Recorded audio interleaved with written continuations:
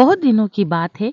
किसी गांव में एक लोहार और उसकी पत्नी रहते थे। उन्हें धन दौलत किसी चीज की कमी नहीं थी। सिर्फ दुख यही था कि उनके पास कोई संतान नहीं थी। एक रात लोहार की पत्नी ने सपना देखा। उसे एक घने जंगल में पेड़ दिखाई दिया जिसकी टहनी के फल के बोझ से झुकी हुई थी। इस टहनी पर एक बड़ा सा सुनहरा अखरोट लटक रहा था। जब वो ये सपना बराबर 3 रातों तक देखती रही, तब उसने अपने पति से कहा, तुम जंगल में जाओ और मुझे वो सुनहरा अखरोट ला कर दो। लोहार को इस बात का विश्वास तो नहीं आया, पर वो चल पड़ा। चलते चलते आखिर वो एक घने जंगल के बीच पहुंच गया।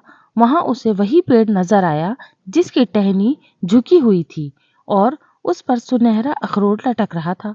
जो ही उसने हाथ बढ़ाकर टहनी से अखरोट को तोड़ा, उसके पास एक गिलहरी क्रोध से भरकर बोल उठी, तुमने ये अखरोट तोड़ने का साहस कैसे किया? वो गिलहरी कोई साधारण गिलहरी नहीं थी। उसके बाल बर्फ की तरह सफेद थे और गले में सुनहरे अखरोटों की माला थी। जंगल की महारानी, आप मुझसे नाराज मत हो, लोहार ने विनम्रता से कहा। मुझे मालूम नहीं था कि इसे तोड़ने की मनाही है। मैं इसे अपनी बीमार बीवी को दूंगा। गिलहरी बोली, तुमने बस सच बात कह दी, इसीलिए ये अखरोट मैं तुम्हें उपहार में देती हूँ। अपनी पत्नी से कहना कि वो इसका गूदा खाकर खोल पर रख छोड़े। तुम्हारे घर 2 जुड़वा लड़के होंगे। जब उनकी उम्र 20 साल हो जाएगी तो उन्हें आधा आधा खोल दे देना। वो दोनों जंगल में चले आए और जहां पेड़ पर हुड़हुड़ की ठक ठक सुने, वहां ये खोल धरती पर फेंक दे। तब उन दोनों के भाग्य का निर्णय हो जाएगा।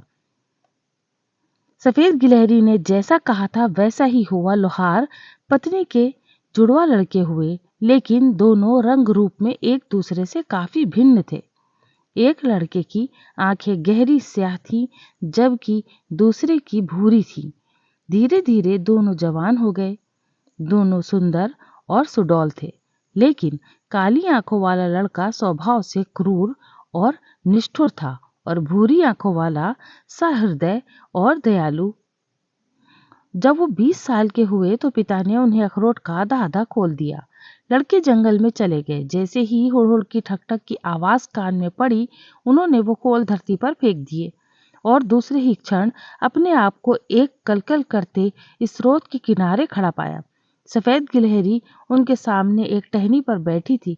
नीचे एक पेड़ के ठूंठ पर 2 अखरोट पड़े थे। उनमें से एक सादा और खुरदुरा था और दूसरा खूब चमक रहा था। गिलहरी बोली, अपनी मर्जी का एक एक उठा लो, पर उतावले मत बनो, क्योंकि इससे तुम्हारी किस्मत का फैसला होगा। काली आंखों वालों लड़के ने से रहा न गया। वो तुरंत झटपट और उसने चमकता हुआ अखरोट उठा लिया। खुरदरा अखरोट दूसरे भाई के हाथ लगा। सफेद गिलहरी ने कहा, अब अपना अपना अखरोट तोड़ो, जो कुछ निकले उसी पर संतोष करो, क्योंकि इसमें किसी तीसरे का दखल नहीं है। वो पूंछ हिलाती हुई जंगल में गायब हो गई। काली आंखों वाले भाई ने अपना अखरोट पहले तोड़ा। उसके सामने काले रंग का एक कोतल घोड़ा खड़ा था। घोड़े की काठी से एक वर्दी बंधी थी जिस पर सुनहरा फीता लगा हुआ था।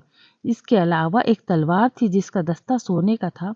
आहा, इस तलवार के बल पर तो मैं दुनिया भर का ध्यान इकट्ठा कर लूंगा, उसने उल्लास भरकर बड़े गर्व से कहा। उसके बाद भूरी आंखों वाले लड़के ने अपना अखरोट तोड़ा।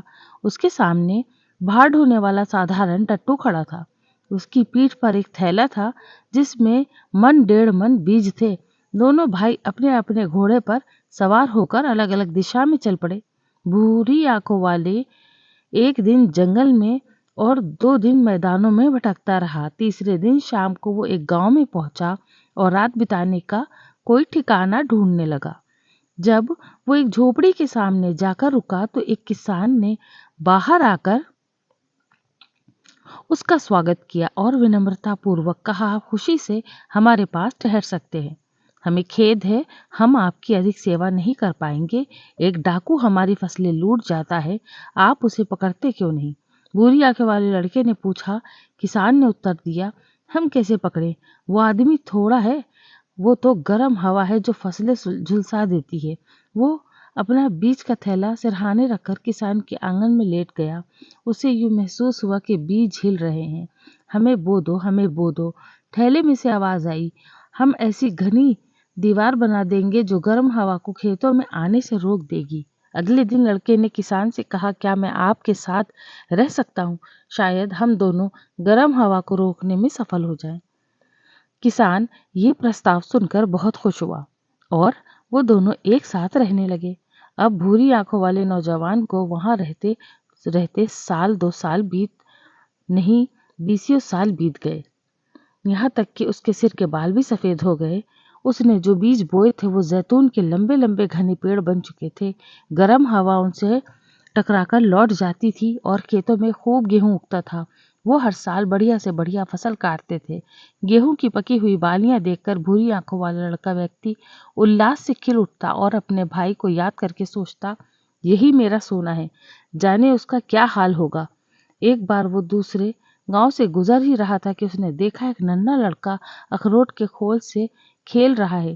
खोल आधा सोने का है और आधा लोहे का था। तुम्हें ये खोल कहाँ से मिला? भूरी आंखों वाले लड़के ने उस बच्चे से पूछा। मेरे पिता लड़ाई के मैदान में इसे लाए थे, लड़के ने उत्तर दिया। किसी सेनापति ने हमारे देश पर हमला किया, घमासान युद्ध हुआ, सेनापति और उसकी सिपाही मारे गए। जब लोग सेनापति को दफनाने को ले चले गए तो उसकी वर्दी में ये खोल धरती पर गिर पड़ा। उस सेनापति का नाम क्या था? भूरी आंखों वालों ने पूछा। ये मुझे मालूम नहीं, खुद पिताजी उसका नाम भूल गए थे, इसीलिए उन्होंने मुझे नहीं बताया, लड़के ने उत्तर दिया और मुंह बनाकर कहा, हमें उसका नाम जानने की जरूरत ही क्या है? जो शत्रु बनकर किसी का देश हड़पना चाहे उसका नाम कौन याद रखेगा? काली आंखों वाले सेनापति भाई का ये अंत हुआ, लेकिन सदियां बीत गई। इस भूरी आंखों वाले भाई को लोग अब भी याद करते हैं और उसका नाम बड़े आदर और प्यार से लेते हैं।